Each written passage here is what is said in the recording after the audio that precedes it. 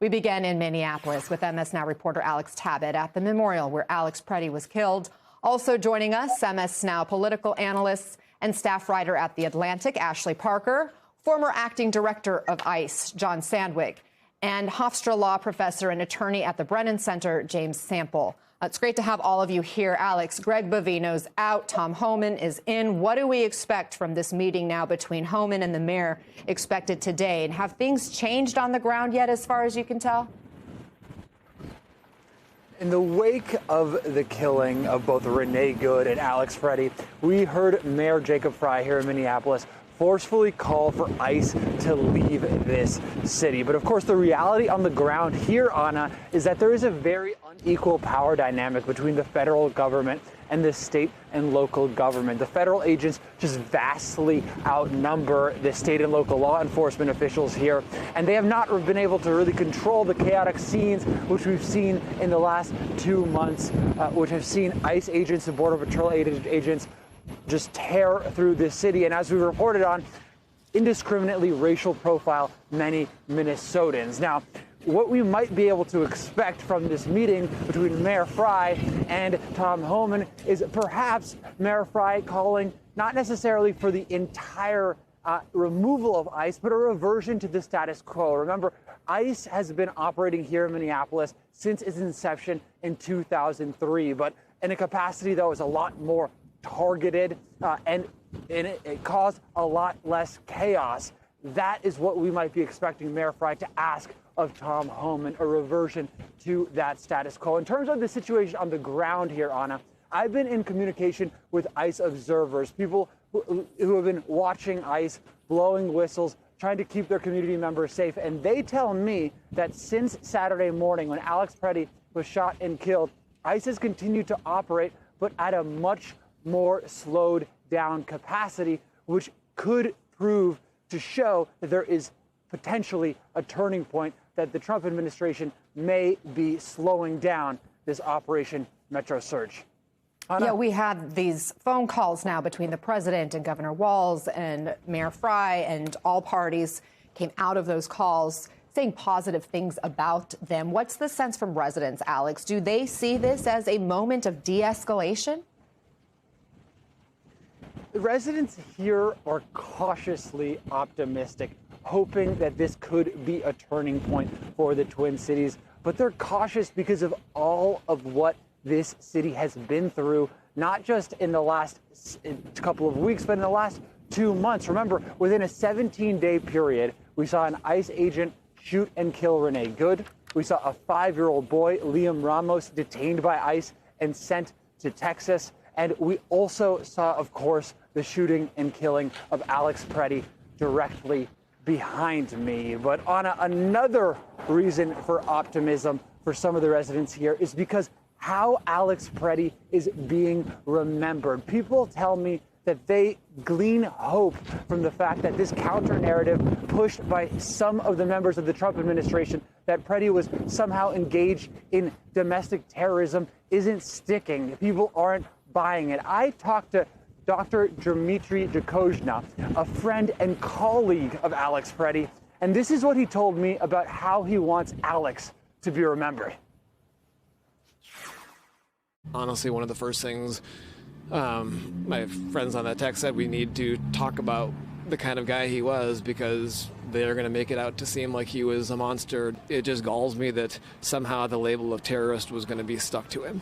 He will be remembered as someone who was holding up his hand to support someone and shielding himself and her from pepper spray, and he was helping, and he will, I think you will find that, you know, not just me, but many, many other people will talk about that is the type of person he was. And Anna, that is how he's being remembered. Behind me, as you can see, there are dozens of people around the memorial where Alex Preddy lost his life, despite the fact that it is 0 degrees outside.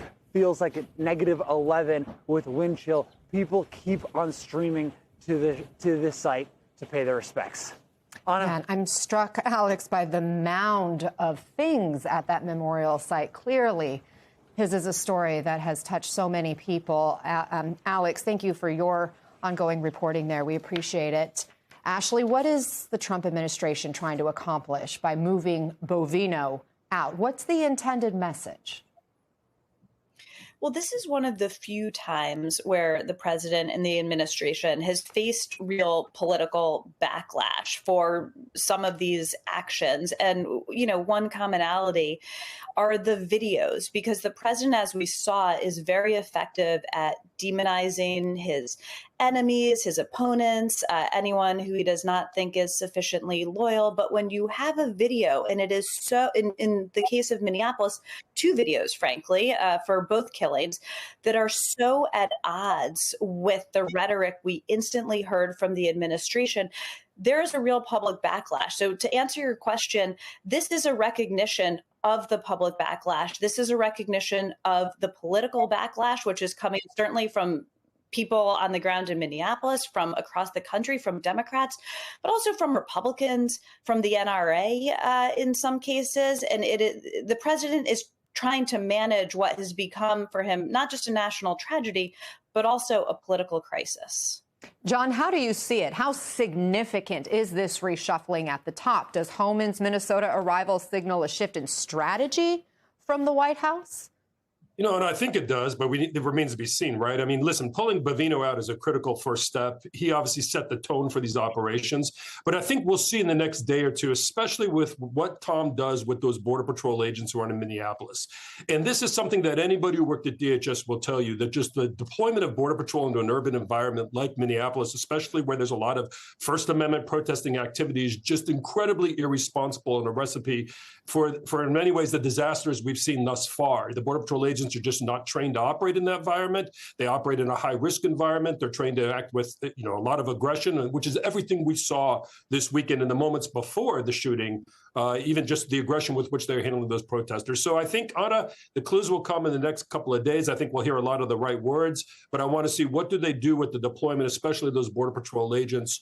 If you're going to go back to that steady state, that you got to get them out of Minneapolis. Yeah, you make such a good point in terms of the distinction of Border Patrol versus ICE and how there's that cultural difference internally. So if you get Border Patrol out, does that lead to change in tactics? We shall see. James, when it comes to the federal probe of the Alex Preddy shooting, again, reminder, DHS is taking the lead here. FBI is a supporting role, and local and state investigators are being shut out at this point. Homeland Security does say it's reviewing body cam footage of the incident. James, how critical can that video be in a case like this? It's extraordinarily critical, Anna. And the thing about DHS investigating is that it goes against the fundamental principle that the fundament of due process is an impartial arbiter.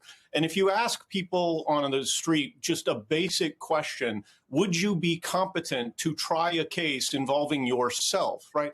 The notion, one of the first principles of law is no person can be the judge in his or her own case. Well, the idea that DHS can be trusted to investigate DHS is problematic on its face. And while the move towards Tom Homan from Greg Bovino is a step in the right direction, remember that it was only in March of this year that Tom Homan was the one who said, with respect to judicial rulings trying to block deportations of alleged gang members to Venezuela, he's the one who said, and I'm quoting here, "We are not stopping. I don't care what the judges think." That tells you a lot about the notion of whether or not DHS can be trusted to investigate itself. The Washington Post reports there have been 16 shootings by Homeland Security officers since July and 0 charges for any of those officers.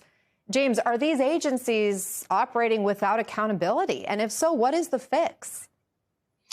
I think in terms of the lens of checks and balances on almost every issue of democracy and certainly issues of extraordinary assertions of executive power. And I think that there is an absolute need, wherever one falls in terms of what one hopes will come out of investigations, what one hopes will come out of court cases. One area where I think we could find some commonality among Americans of left and right is that it is incredibly important, critically important, that investigations and accountability are credible, There is a normal presumption when the government goes into court, a presumption of good faith, a presumption of regularity.